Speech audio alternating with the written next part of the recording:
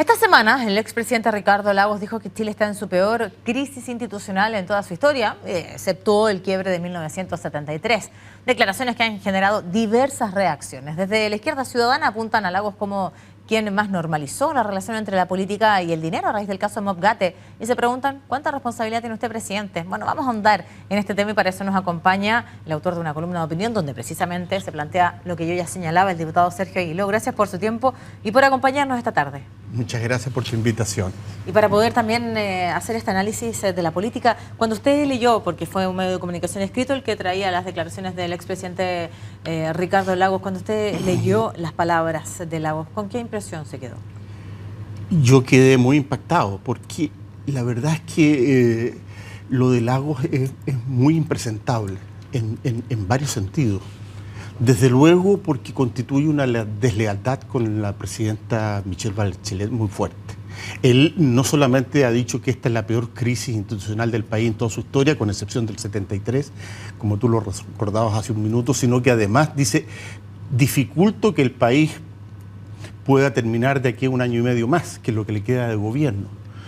Esto es no entender cómo la presidenta Michelle Bachelet y el actual gobierno están haciendo un esfuerzo sincero por enfrentar una crisis que ellos heredaron, que es una crisis de credibilidad muy grande, una crisis que tiene que ver con esta relación incestuosa entre el dinero y la política, donde, y esa es la otra dimensión de lo insólito de las declaraciones de Lagos, donde Ricardo Lagos y Sebastián Piñera son los padres de la patria de esa relación incestuosa, son los símbolos de esa relación incestuosa. Si Lagos todo lo que hizo en su gobierno, recordemos cómo terminó, con la Confederación de la Producción y el Comercio, con la SOFOFA, prácticamente casi lloriqueando porque se iba Lagos y no había en Chile posibilidad de reelección del presidente. Él gobernó para los grandes monopolio y para los grandes empresarios de este país. Ellos son los que más lo han recordado y por eso es que hoy día el Mercurio tiene 2 grandes candidatos, Ricardo Lagos y Sebastián Piñera.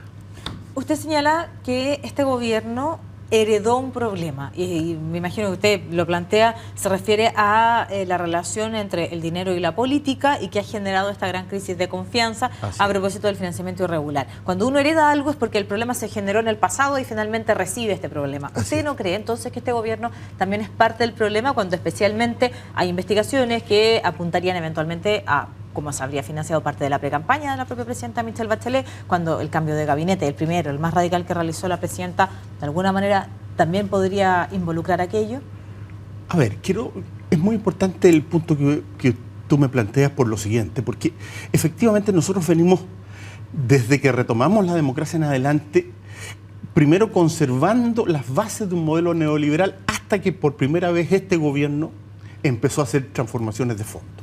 En esa base de estructura neoliberal se entendía o se subentendía que era natural que los grandes empresarios financiaran la política, que los grandes empresarios fueran los que la llevaran desde el punto de vista de sus principales intereses, pero el sumum de ese momento, la cúspide de ese momento, fue el gobierno de Ricardo Lagos, donde el gobierno de Ricardo Lagos armó con su gabinete y particularmente con su ministro de Hacienda en aquella época un programa especial donde se privatizaron un conjunto de cosas, entre otras la sanitaria, los puertos de este país, donde se creó el CAE, donde efectivamente la crisis del Mobgate llevó a elevar en un 30% las remuneraciones de los ministros y de los parlamentarios. Piensa tú que hoy día los parlamentarios chilenos, según un informe muy serio elaborado por CIPER, somos los que ganamos la remuneración más alta del mundo, de todos los parlamentarios del mundo. A mí me da vergüenza decirlo.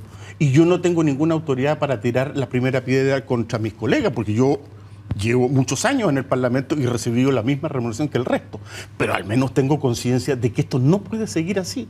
No puede seguir existiendo en Chile esta especie de, como nos ve la gente, aprovechándonos como un grupo de gente que asaltó la democracia para beneficio propio. Insisto en la pregunta, ¿este gobierno también es parte del problema? Yo creo que heredó el problema y probablemente haya heredado algunas prácticas, pero mira tú la cantidad de iniciativas legales que ha enviado la presidenta para enfrentar el tema de la crisis. Pero envía las iniciativas legales una vez que se desata el problema y que se hace público el financiamiento irregular de la política. No era parte del programa de gobierno por el que votaron a la presidenta Michelle Bachelet. Eso es cierto, pero la presidenta y el gobierno reaccionaron formaron una comisión que es muy importante que haya sido, fue muy criticada, incluso por gente de la nueva mayoría, pero una comisión de gente externa, que no fuera juez y parte, que no estuviéramos involucrados. Entonces, Eduardo Engel presidió una comisión, tú recordarás, generó un conjunto de iniciativas. Yo creo que son en general iniciativas muy positivas, las estamos transformando en leyes, pero hay otras, por ejemplo, que no consideró y que son indispensables. Yo creo que es indispensable que hoy los parlamentarios chilenos bajemos nuestras remuneraciones a la mitad. Es indispensable que hoy los parlamentarios chilenos aprobemos el hecho de que nunca más podamos reelegirnos a más de 2 veces los senadores y más de 3 veces los diputados. Y que incluso podamos decir, ¿sabe qué más? Quienes llevamos 3 periodos en la Cámara o 2 periodos en el Parlamento, no volvamos a repostularnos. Porque lo que Chile requiere es un conjunto de normas que regulen campañas sobrias, campañas modestas, gente al servicio de políticos, al servicio de la ciudadanía y no al servicio de sí mismo. Eso es imprescindible y eso lo está haciendo el gobierno de la presidenta Michelle Bachelet. Ese es el punto. ¿Usted comparte las declaraciones del presidente del Partido Comunista, Guillermo Tellier, que respecto a la declaración de Ricardo Lagos señaló que le parece que tienen un sentido electoralista? Él dice, miren, aquí está todo en peligro y yo soy El Salvador, vengan a mí. Esa es la reacción que tiene Guillermo Tellier. ¿Usted la comparte? 100%. ¿Que hay un objetivo electoral detrás de las declaraciones de Ricardo Lagos? Electoral y oportunista, y las comparto 100%, porque lo que hace Ricardo Lagos es diagnosticar algo que ya sabemos, decir que hay una crisis de confianza, pero profundizarla artificialmente y colocarse como su salvador. Y eso lo diagnostica muy bien Guillermo Tellier. Pero lo que no hace Lagos es preguntarse, ¿cuál es el origen de esta crisis de confianza? Y preguntémonos.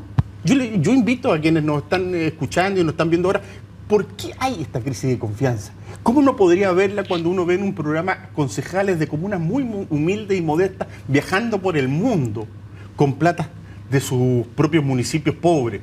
O a los parlamentarios, insisto, ganando las remuneraciones más altas del mundo, sin ninguna explicación, un país que tiene apenas $22.000 de ingreso per cápita. ¿Por qué tendríamos que ganar las remuneraciones más altas del mundo? O cuando ve consejeros regionales viajando por el mundo también de una manera insólita con las platas de sus gobiernos regionales.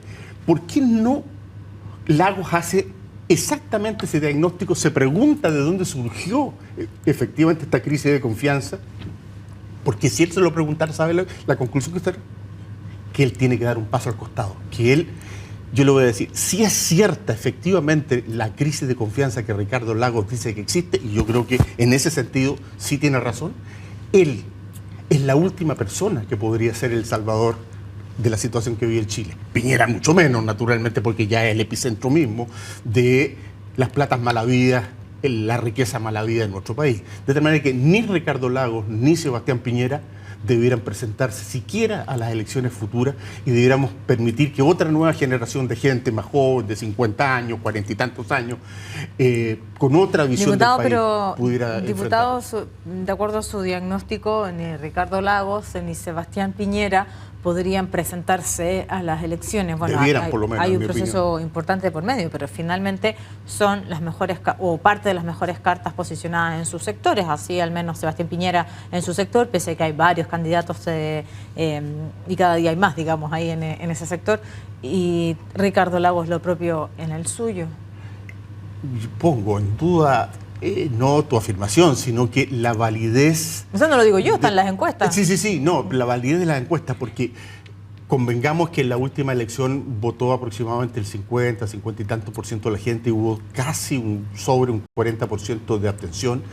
Convengamos que existe una probabilidad muy alta de que la abstención se eleve en estas elecciones municipales.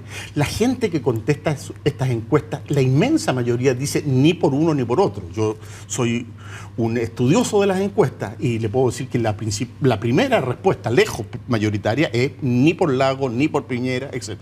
Luego, la poca gente que contesta positivamente por algún liderazgo contesta, tampoco Lagos está en cuarto lugar de evaluación positiva, quinto lugar, ni siquiera está en el cuarto lugar, quinto lugar de evaluación positiva, y Piñera lo mismo. De tal manera que tampoco están así, y están surgiendo nuevos liderazgos, tanto en la centroizquierda, tanto en la derecha, que son liderazgos que tienen una visión mucho más real del país, de los temas que hoy día tiene el país, del tipo de crisis de credibilidad que tenemos en el país y sobre todo gente que tiene conciencia que tanto Lagos como Piñera fueron muy responsables de la causa de esta crisis de confianza y de credibilidad. Respecto a lo mismo, respecto a las palabras de Ricardo Lagos, ¿cuánto más le hacen al gobierno, que ha encontrado incluso reticencia desde dentro de la nueva mayoría de las palabras del expresidente Ricardo Lagos? ¿Le hace mal al gobierno las palabras del expresidente? Por supuesto, le hacen mal, porque uno esperaría más humildad, menos soberbia, más lealtad. Uno esperaría que, en fin, que una persona que tiene su trayectoria, que tiene su experiencia, que tiene sus años, supiera cuáles son las consecuencias de sus dichos. Y naturalmente poner en duda de que el país vaya a terminar de aquí 1 año y medio más institucionalmente es,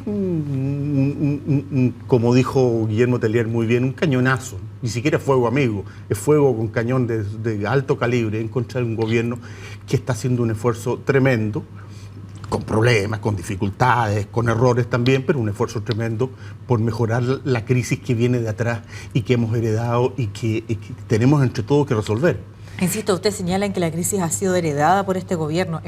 Insisto en la pregunta, cuando incluso hay personas que han estado vinculadas al gobierno, que también han estado bajo la mira de la Fiscalía por el financiamiento irregular, ilegal de la política, ¿este gobierno también no es parte del problema?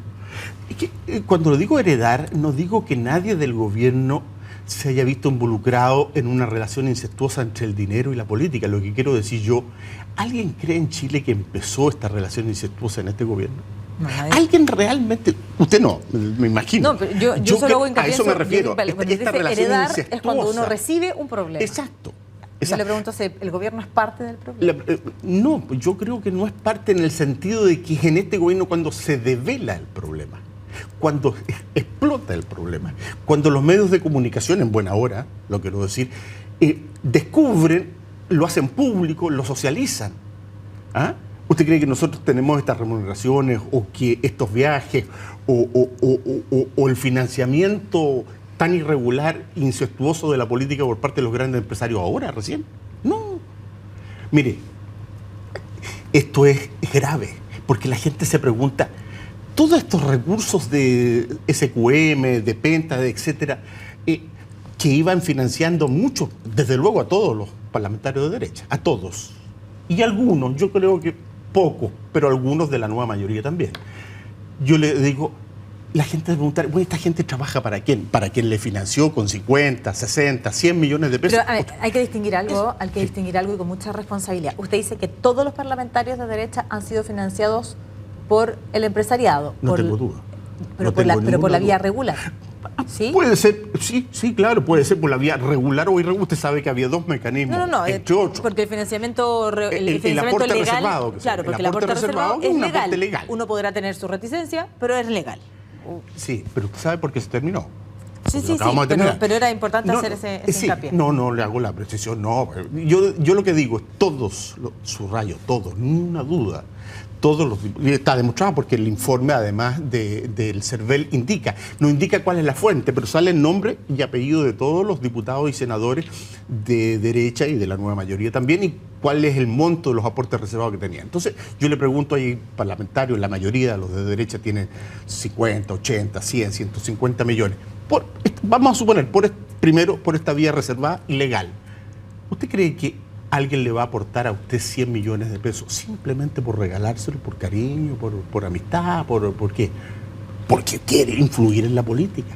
Nosotros hemos visto que un conjunto de empresarios han querido cooptar la política, han tenido comprada la política durante mucho tiempo, y eso la ciudadanía se da cuenta, eso la ciudadanía lo descubre y lo sabe. En ese sentido, esta situación que estoy describiendo hoy día está al descubierto frente a la opinión pública. Entonces, quiero decir, yo recibo la misma remuneración del resto y tengo la misma responsabilidad que el resto, pero con un atenuante. Soy parte de un grupo de diputados que nunca en su vida ha recibido un peso, ni por gastos reservados, legales, ni mucho menos de manera ilegal. Soy parte de ese grupo de parlamentarios, por eso que puedo mirarle a la cara y decir las cosas que estoy diciendo. Diputado, gracias por acompañarnos. Okay.